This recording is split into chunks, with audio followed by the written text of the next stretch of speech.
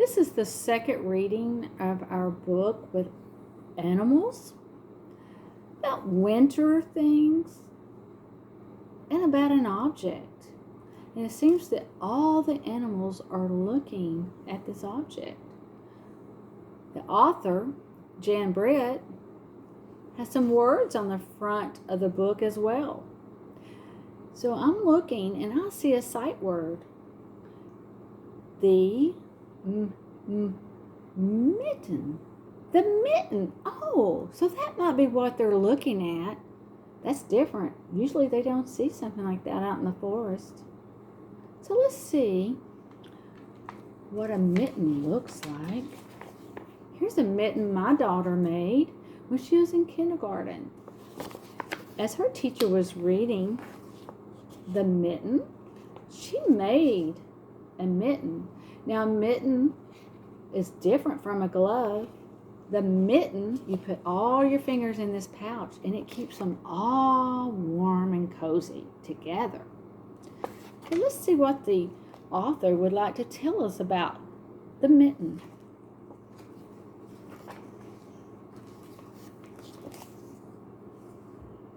Once there was a boy named Nicky who wanted his new mittens made from wool as white as snow. At first, his grandmother Baba did not want to knit white mittens. If you drop them in the snow, she warned, you'll never find them. But Nicky wanted snow white mittens, and finally Baba made them. After she finished, she said, when you come home, first I will look to see if you are safe and sound. But then I will look to see if you still have your snow white gloves. So off went Nicky. And it wasn't long until one of his new mittens dropped in the snow and was left behind. Oh man, he is climbing a tree. And here, next to the white snow, is the white glove, not glove, mitten. A mole, tired from tunneling along, discovered the mitten and burrowed inside. It was cozy and warm and just the right size, so he decided to stay. Here's the mitten.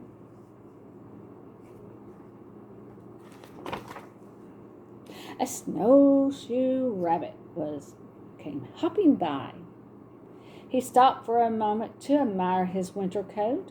It was then that he saw the mitten, and he wiggled inside, feet first. The mole didn't think there was room for both of them, but when he saw the rabbit's big kickers, he moved over his big feet, which run really fast. Next, a hedgehog came sniffling along. After spent the day looking under wet leaves for things to eat, he decided to move into the mitten and warm himself. The mole and the rabbit were bumped and jostled, but not being ones to argue with someone covered with prickles, they made room for him. Ooh. They're sharing. As soon as the hedgehog disappeared into the mitten, a big owl, attracted by the commotion, swooped down. When he decided to move in also, the mole, the rabbit, the hedgehog grumbled. But when they saw the owl's claws, they quickly let him in.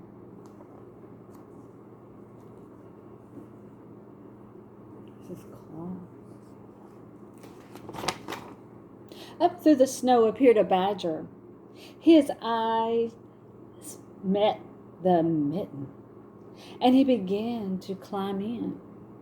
The mole, the rabbit, the hedgehog, and the owl were not pleased.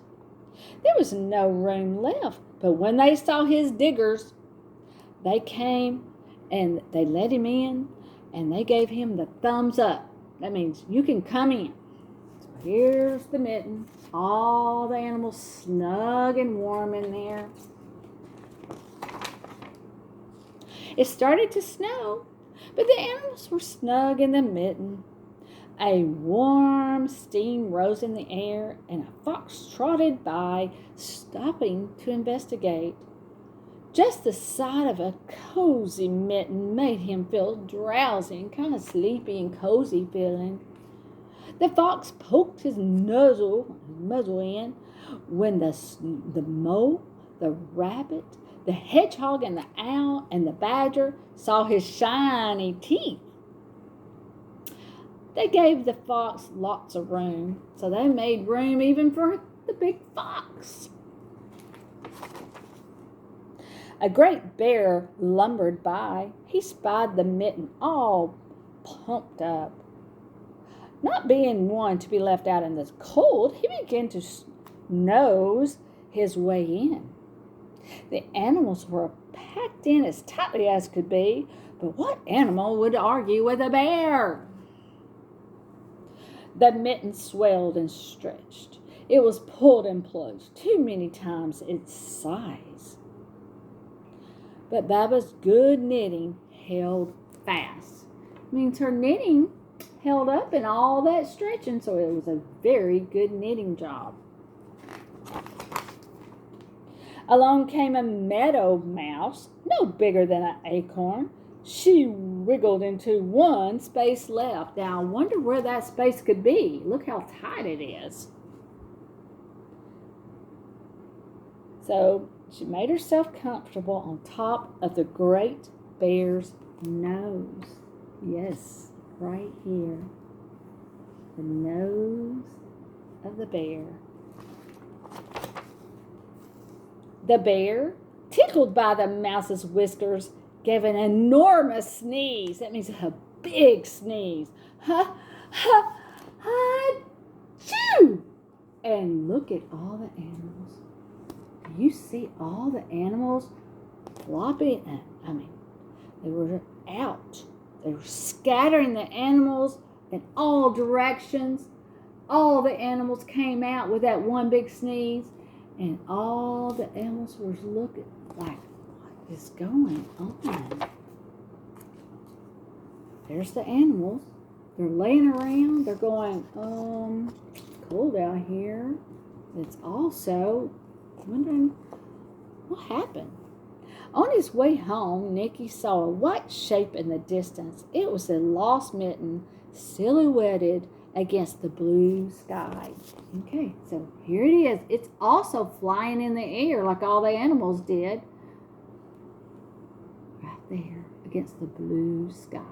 There it is. As he ran to catch a snow white mitten, he saw Baba's face in the window. First she looked to see if he was safe and sound, and then she saw that he still had his new mittens. Look at him. He's so happy. I see his face. And he's catching it, and Baba's in the window.